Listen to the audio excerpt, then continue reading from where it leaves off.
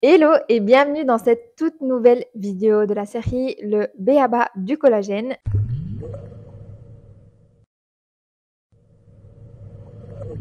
Si tu n'as pas encore vu les 2 vidéos précédentes, c'est OK. Je te mets quand même les liens en description pour que tu puisses aller les voir parce que je te partage des informations très, très importantes.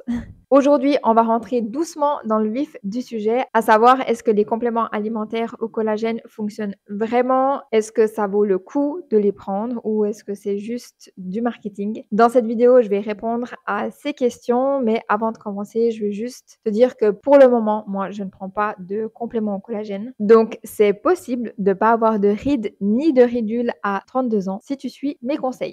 Alors déjà, on va commencer par le début. Donc en fait, les compléments au collagène, ils peuvent se présenter sous forme de poudre, de gummies, de boissons, de gélules, etc.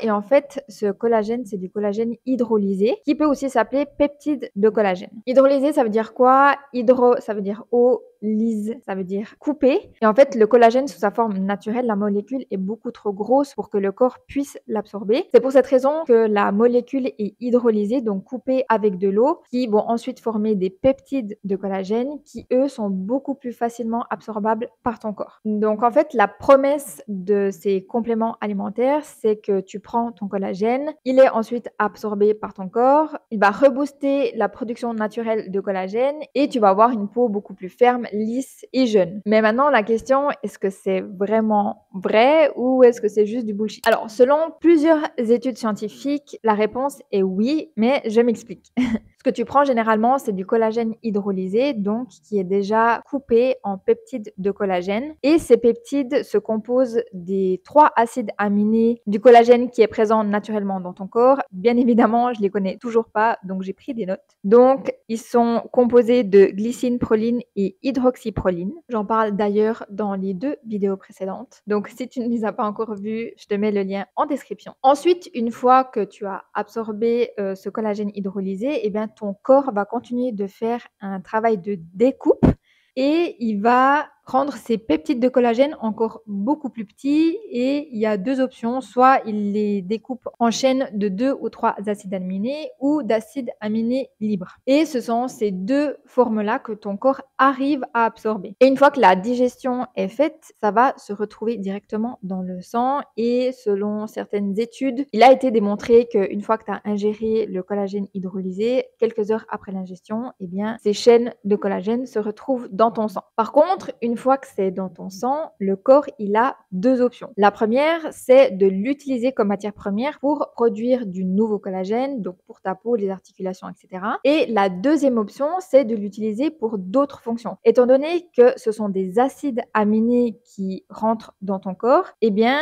il peut décider par lui-même de l'utiliser pour d'autres choses. Donc, ça peut être pour la réparation musculaire, la production d'hormones, la cicatrisation des plaies et pas mal d'autres choses. En fait, ce qu'il faut retenir et comprendre, c'est que quand toi, tu prends des compléments alimentaires au collagène, ton corps, il sait pas que toi, tu veux que ça aille directement dans la peau. Lui, ce qu'il reçoit, c'est uniquement des acides aminés et en fait, c'est lui qui va faire la répartition là où ton corps en a besoin. Donc, même si tu te complémentes en collagène, c'est ton corps qui va décider où distribuer ces acides aminés. C'est pour ça que ces compléments alimentaires peuvent ne pas fonctionner chez tout le monde et pas au même rythme. Je sais pas si j'ai été hyper claire dans mon explication, mais si tu as des questions, il faut surtout pas hésiter à me les poser directement en commentaire. Maintenant, la question que je me pose, c'est est-ce que ça améliore vraiment la structure de la peau, la qualité de la peau? Et là, pour le coup, j'ai pris des notes parce que j'ai pas envie de te dire des bêtises.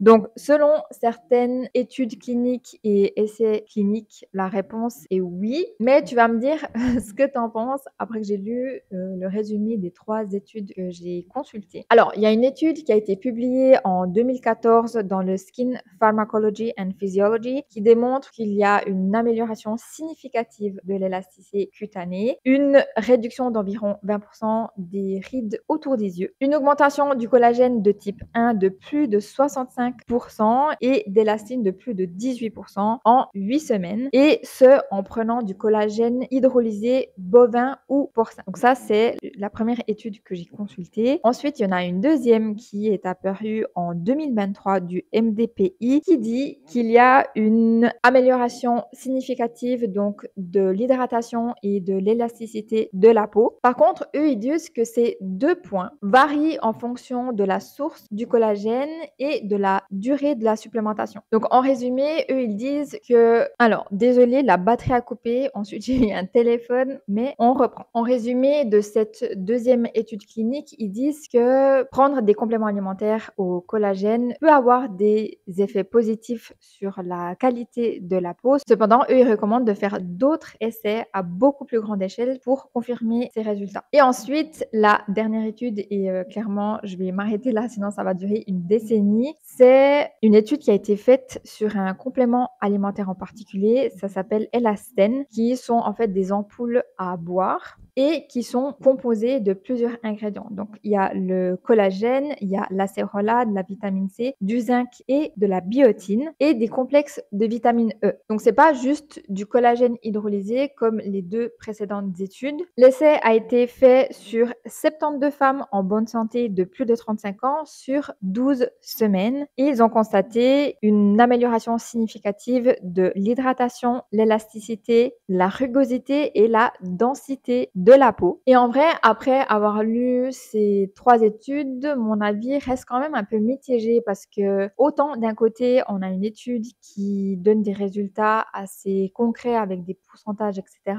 Il y a une autre étude qui donne un résumé un peu plus global, mais qui dit quand même qu'il faut une étude à beaucoup plus grande échelle pour confirmer ces résultats parce que les études que j'ai lues ont été faites sur pas beaucoup de femmes. Bon, après, honnêtement, j'ai pas lu toutes les études qui existent, faut pas abuser. Donc, en gros, de ce que j'ai compris, il y a quand même certaines nuances. La première, c'est que les résultats sont souvent modérés. Ça veut dire que tu ne vas clairement pas te retrouver avec une poule bébé en 2 semaines. Les effets restent quand même assez subtils et lents, donc il faut compter entre 8 à 12 semaines pour avoir des résultats. Le deuxième point, c'est aussi que tout le monde ne répond pas de la même manière à ce type de complément alimentaire. Il faut savoir que si tu as une alimentation riche en protéines variées, en vitamine C, en zinc, en cuivre, en antioxydants, eh bien, ton corps a tout ce dont il a besoin pour produire ce collagène. Par contre, si tu ne manges pas suffisamment de protéines ou tout simplement parce que tu n'arrives pas à les digérer, si tu as passé 35 ans ou que ta peau est hyper fine, elle réagit très vite ou qu'elle a du mal à cicatriser, ça peut être quelque chose qui pourrait vraiment t'aider à améliorer l'aspect de ta peau. Alors là, un complément au collagène peut faire la différence pour toi, peut-être pas, mais au moins il va apporter les bons acides aminés que ton corps peut absorber. Mais n'oublie pas qu'un complément, c'est un bonus et ce n'est pas une baguette magique. Et le troisième point, c'est que certaines études sont financées par les marques qui vendent ce type de complément alimentaire. Donc, je dis pas que ce sont des études qui sont bidons, clairement pas, mais il faut quand même garder un certain œil critique sur le sujet. Alors, j'ai l'impression, et ça reste juste mon impression et ce n'est pas du tout objectif,